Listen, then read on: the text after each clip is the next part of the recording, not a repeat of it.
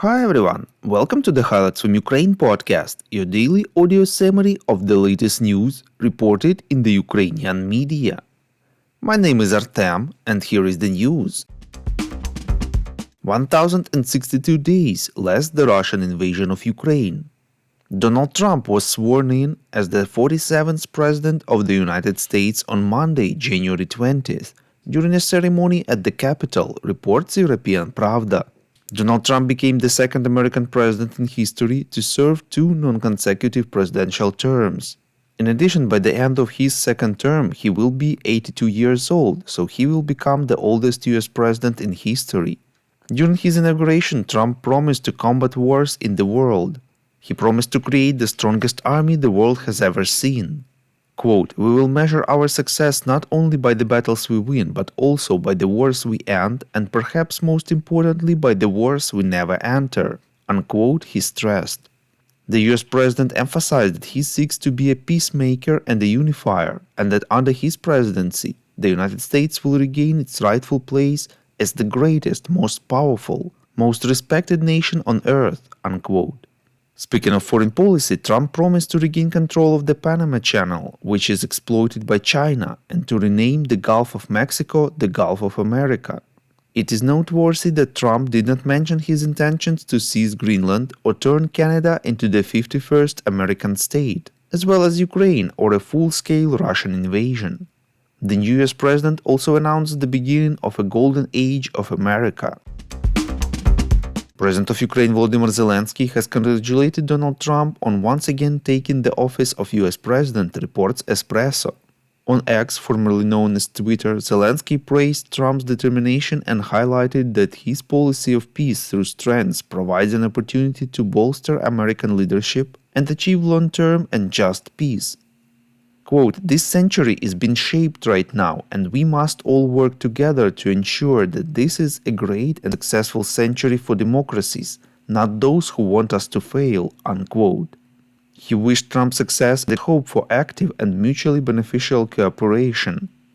Quote, "We are stronger together, and we can provide greater security, stability, and economic growth to the world and our two nations," unquote. Russian leader Vladimir Putin congratulated Donald Trump as well, reports TSN. Quote, "Moscow congratulates Trump on assuming office. Moscow is open to dialogue with the new US administration on the Ukrainian conflict," unquote.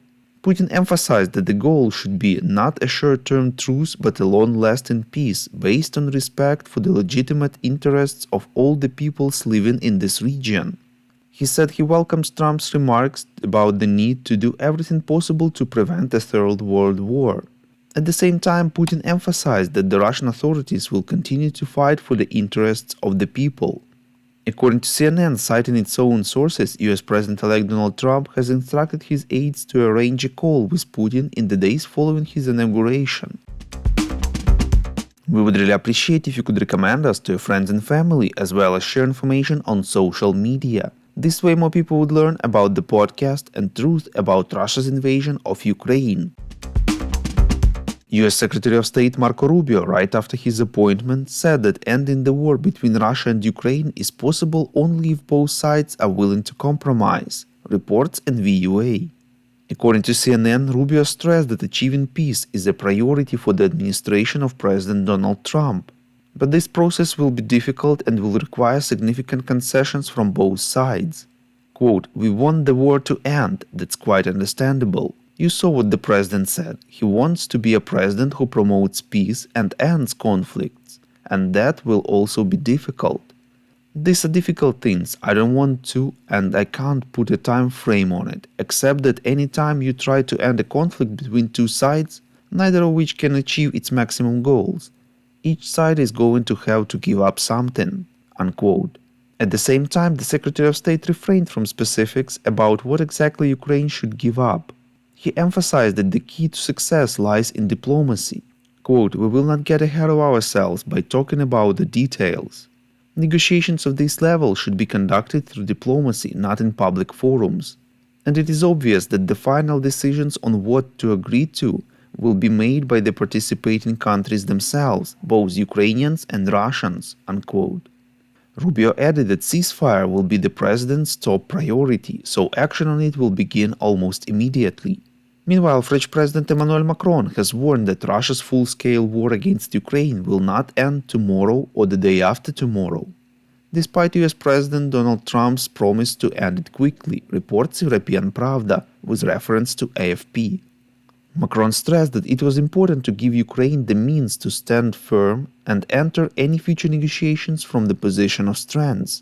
Quote, "The challenge the day after the fighting stops will be to give Ukraine guarantees against any return to war on its territory, as well as guarantees for our own security," unquote, the French president said.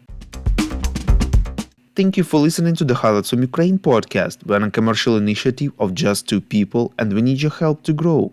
Share information about the podcast, rate us in the app, subscribe to our Patreon. With your support, we are getting better. We call on you to demand from governments of your countries to impose the toughest sanctions possible on Russia and its citizens to stop their invasion of Ukraine.